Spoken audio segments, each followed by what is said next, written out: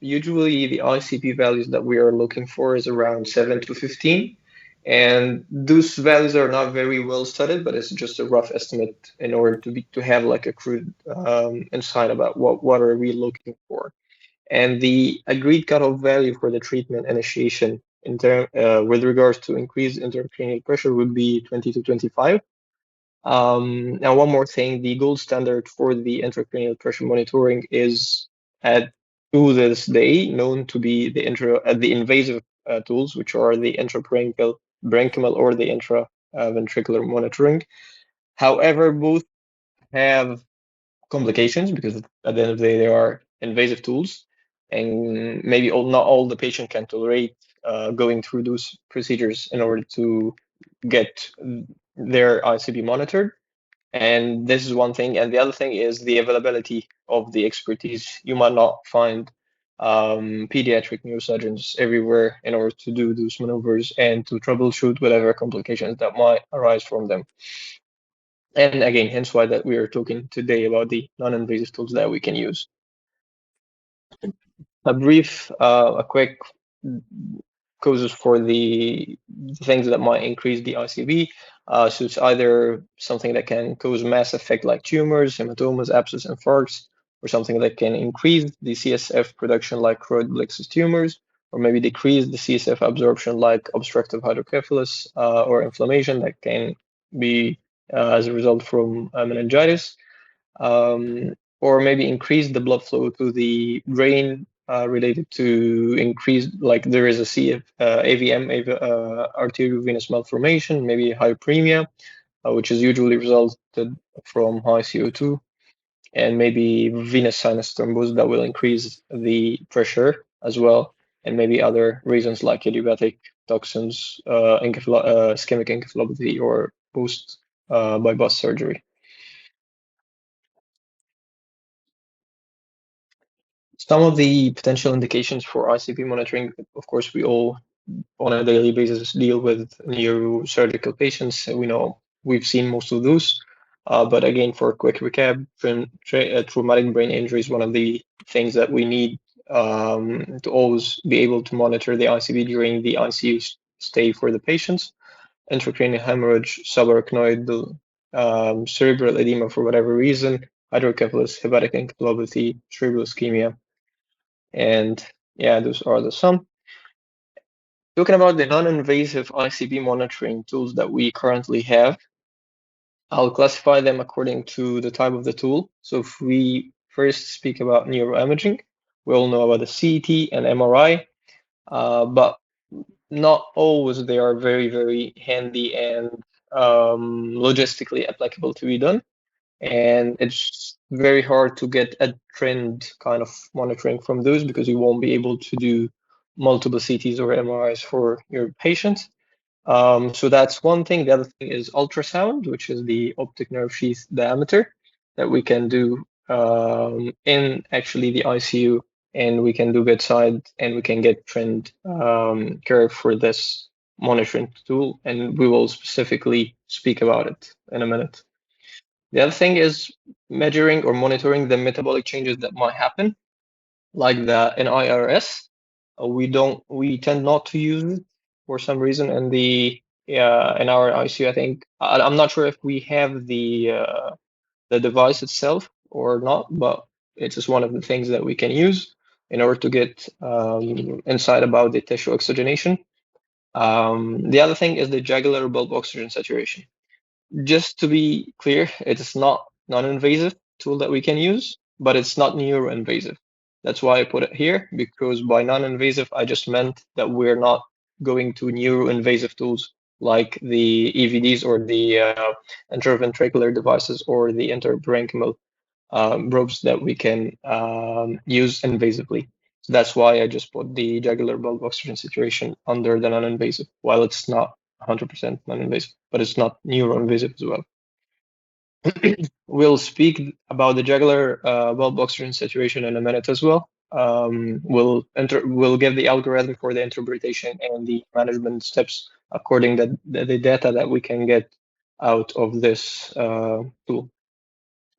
Other thing is the indirect ICP monitoring. and those are, for example, like what we call skull elasticity. And this is where they put like a sort of a band around the skull. This band is connected by sensors to measure the micro changes that happens in the skull as a result of these changes that happen in the intracranial pressure. It is I think it's still developing. It's not yet properly used, and the studies are not very well established on this technique. But I think it's one of the promising tools that will have a good place in future. The other thing is the pupillometry. We usually do the pupil assessment clinically bedside, but sometimes there are a lot of subjectivity into it.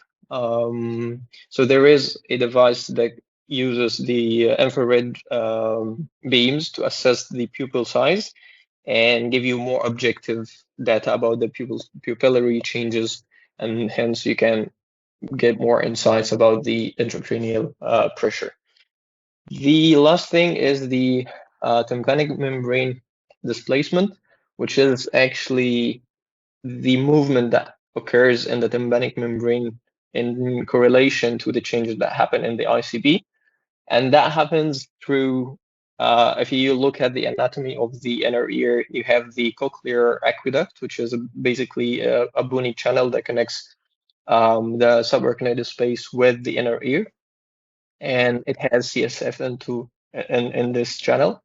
And when you have a high ICB, usually the pressure in this space goes up, and as a result, there is a stapedial reflex that happen and result in an inward displacement of the membrane of the tympanic membrane, and a result of increased intracranial pressure.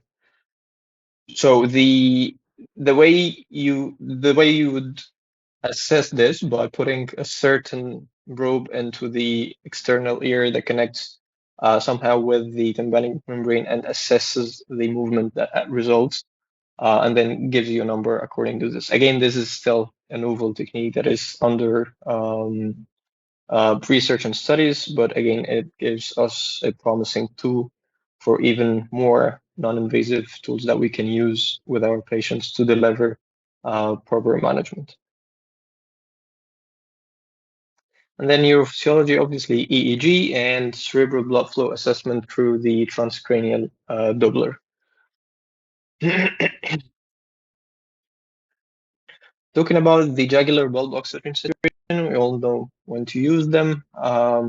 We usually assess the information about cerebral metabolism and blood flow. It could be used intraoperative for neurosurgical monitoring, could be used in ICU for traumatic brain injuries, or during cardiopulmonary bypass machine as well to assess the brain perfusion. Just a quick recap for how to insert this. Is just another vascular access. So it's just the same as any vascular access that we use to put in our ICU. We use the Seldinger technique. The only caveat here is we go reverse in the direction. So the cannula is not pointed to the heart, it's actually pointed to the brain. And we go through the IGV, the internal jugular vein. And we would like to have the tip of our catheter inside the jugular bulb, and you will find the jugular bulb just behind the ear lobule, just in this spot right here. And usually the way to make sure that you will end up here in this specific spot is to measure the distance from your insertion point with the cannula all the way to the mastoid bone, and that should be the length of your catheter, in order to make sure that you will end up in the jugular bulb. And the reason why we want the catheter to end in the jugular bulb, as opposed to anyway midway the jugular vein right here, because if we actually put the cannula or the catheter a bit lower, you will get blood supply from the face and the neck, which will affect somehow the readings that we might get. So optimally, we want the readings to be just from the blood that just came out of the brain. Hence why we want to settle the catheter in the jugular bulb. So let's talk about the interpretation, about the results. Usually, if you think about it, we look at the venous oxygen saturation. So this is the main thing that we look at when we get a venous sample from the jugular bulb. And we're aiming for 60 to 80% of the venous saturation. So anything below this or above this is abnormal, and this is the algorithm to interpret your results. So if the venous saturation is below 60 or maybe below 50, you definitely have a problem. And your problem will be either one of two things. It's either decreased oxygen supply to the brain or increased oxygen demand in the brain. So if you think about it, if for example, you've got a decreased oxygen supply to the brain means that the oxygen that going to the brain is actually reduced. And that could be because one of like many reasons. One, anemia, obviously, low oxygen carrying capacity. And to see if this is the cause or not, obviously you'll check your hemoglobin. So if it's low, you're just gonna need to replace it or correct it, giving the backed RBCs, and then always check again for your values after your management to see if there is improvement or you need to look for other reason. So anemia is one of the things that will reduce your oxygen supply going to the brain. The other thing could be decreased cerebral blood flow. So now it's a perfusion issue. And that could be either one, you have hypotension, systemic hypotension, which will again you'll be able to spot if your MAP is low, for example. So in that situation, you just need to correct your hypotension, either giving fluids or maybe inotropic support. So that would be one of the things that will decrease the cerebral blood flow. The other thing, it could be hypocapnia. We all know that low CO2 can cause cerebral vasospasm, which will hinder the brain blood flow. And the management here is again to correct the CO2 level by adjusting the ventilation on your ventilator. And the third thing is actually related to the brain itself, which will usually be brain edema. So if you have encephalopathic patient, for example, in liver encephalopathy, due to ammonia, and then you've already developed cerebral edema that will hinder the blood flow coming to the brain, and then will decrease and then you will see a decrease in your venous saturation in the reverse jugular sample. And the way usually the first management step in this situation will be giving 3% saline or hypertonic saline. And again, do not forget usually to check or always to check your values after the management or after whatever step you've just had. And the last thing that can cause decreased oxygen supply to the brain is obviously hypoxia. Usually it's lung problem, respiratory or ventilation problem. You just need to adjust your ventilation accordingly. And again, you will be able to spot it from your, for example, BO2, from your saturation on the pulse oximeter, from the lung condition that you know about the patient. And then you should correct it through the ventilation or the ventilator, and then assess again for improvement. So that was the part where there is low oxygen going to the brain. The other thing is actually the brain tissue could be consuming more, meaning that the demand of the oxygen is actually increased in the brain tissue. And the reasons for this could be either agitation or pain, which we commonly encounter in the ICU, probably post surgery, or maybe in traumatic patients. So the management here will be analgesic sedation, or fever, for example, again, and for any given reason, infection or whatever. If the patient is feverish, that will increase the metabolic rate in the brain, and then will increase the oxygen consumption in the brain. Will give you lower venous saturation and your reverse jugular values, so you could control the temperature and recheck again for improvement. And the other or the final thing that can cause increased oxygen demand, which again we do encounter like very frequently in the ICU, would be the seizures. Sometimes it could be subclinical seizures, so we might not be able to appreciate it clinically. But if the patient is seizing, that will dramatically affect the venous saturation because of the increased metabolic rate in the brain tissue. And this, you would be able to spot it by exclusion, that you are confident enough it's not one of the other reasons that is causing the low venous saturation. And obviously, by considering the clinical picture of the patient, you'll be able to anticipate whether this patient could seize or not. And usually, the first line management would be Kebra or levetiracetam. And then always do not forget to recheck for improvement. So that was the values that you might get in lower, or the causes that can get you lower venous saturation. On the other hand, the reasons why you can get higher than normal venous saturation would be either hyperemia, meaning that the blood flow going to the brain is actually increased, and hence why the oxygen will go up as well, and the venous saturation will be usually higher than normal because you have more than normal, more than enough of the oxygen supply, so the brain will not consume the same amount, or it'll consume the same amount, but the return that you're gonna get will usually be higher than normal because you have higher supply than normal as well. And the most common reason for this is hypercapnia, high CO2, because it can cause hyperemia, it causes cerebral vasodilation, and hence why increase the blood flow to the brain. The other reason for this is actually brain death, which means that the brain cells are not consuming any oxygen at all, if any. So whatever oxygen supply that you're getting, it will, like from the arterial side, you will find it very similar in the venous side as well, due to the lack of the consumption of the brain cells due to death, of course. Right. Now we've covered the interpretation of the jugular oxygen saturation.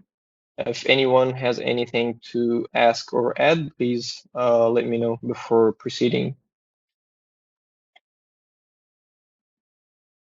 Okay. So the second thing I'm going to talk about is the optic nerve sheath diameter. And it's actually very interesting tool to learn and to try to apply in the ICU setting, because the scale is relatively easy and learnable, and obviously it's ultrasound, so very low complication rate for the patient as opposed to other stuff or other tools that we might use. So the idea about it is we use, or like just quickly, this is the anatomy of the eye. You can see the globe with the vitreous here, and then the retina is the yellow layer here, and then out of the disc, this is the optic disc, and then you have the optic nerve coming out of this part, going all the way to the brain. The optic nerve is the yellow part, and then you have this white part covering it, which is the optic nerve sheath. And the sheath is basically the extension of the meninges around the optic nerve. So you have your meninges around the optic nerve and the subarachnoid space, which containing the CSF. And what happens when the ICP goes up, the pressure inside this space goes up as well. So you would expect that this space would somehow increase in diameter because now you have more pressure in that outer space, in the subarachnoid space, with the CSF running into it. So you would expect that the diameter would kind of increase as a result of the increase of the ICP. So this is basically what we're gonna do. We're gonna try to take a diameter measurement for the sheath itself, because obviously the nerve does not like the nerve diameter, it doesn't get affected at all by the increase of the ICP. The only thing that gets affected is the sheath, because here where the CSF is actually running, and then the increased pressure will translate into increase of the diameter of the sheath. So this is one thing. The other thing we should know is that we usually take the diameter around 3 millimeters away from the optic disc from here. So you would measure that distance first, and then on 3 millimeters away, you will take your diameter, and that will be your measurement point. And the reason why we do this is because in the research, they found that this is the most correlated spot, or the most spot that can be impacted and affected by the pressure changes in correlation to the CT and the MRI finding. Right, so as you can see here, we can use the transverse approach or the vertical one in order to assess the diameter, because if you think about it, the nerve is a circular structure. So you either get the transverse diameter or the horizontal or the vertical one. But usually it's better to get both, because just to be aware, the optic nerve is not very well rounded and very straightforward structure. Usually it has some sort of tortuosity, and the direction of the nerve itself, it doesn't go straight away from the center of the eye all the way to the brain in a very like centered manner. No, it goes a little bit inward. So from the eye, it goes inward towards the brain. And due to this structure, you would want to get more accurate values for the diameter. Hence why you would want to adjust your probe accordingly and maybe take two measurements. One is the horizontal diameter and the other is the vertical one, in order to get more accurate data that you can rely on. As you can see here, this is a ultrasound view for what you can get when you scan the eye in the horizontal or the short axis view. This is, as you can see, the globe. The black part is the vitreous, and here is the retina, is the lining of the vitreous. Usually, like, we cannot see it separately. It's just the lining of the vitreous here. And here is the optic disc, where you have the optic nerve right behind. As you can see here, this arrow represents the optic nerve diameter. The very hypodense area, the very black area is the nerve, while just before the nerve, the very hyperechoic part, the very white part, is the fatty tissue around behind the globe. And then the very black one is the nerve, and the transitional area between both is the sheath. Okay, so it is, as you can see here, this is the nerve itself, the very dense black part, and then the lighter part just around it is the sheath. And you would want to get the sheath diameter, not the nerve diameter, as we just explained. So here, the operator took around 3 millimeter away from the retina, as you can see here, and then he took the diameter of the sheath here in order to get the values that we need. The normal values that we're looking for is usually around up to 4.5 millimeters in infants, that could considered to be normal, and up to 5 millimeters in peds. This is again considered to be normal. Anything more than that can be considered as increased intracranial pressure, and they found that values more than 5 are usually correlated with ICP more than 20 or 20 and above.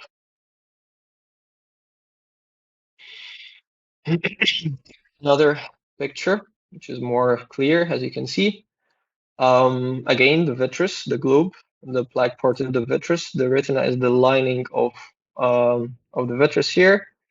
And here you can appreciate the nerve. It's the black part, and then you can see that there is a transitional area just around it, that it's the echogenicity of this part is sort of transitional between the very dense or dark, sorry, nerve and the very white fatty tissue here. You can see the transitional zone here. This is the sheath, and if we will to measure the diameter, we would take 3 millimeters away from the retina, and then we'll take this diameter in that specific point in order to get our appropriate value for the optic nerve sheath diameter.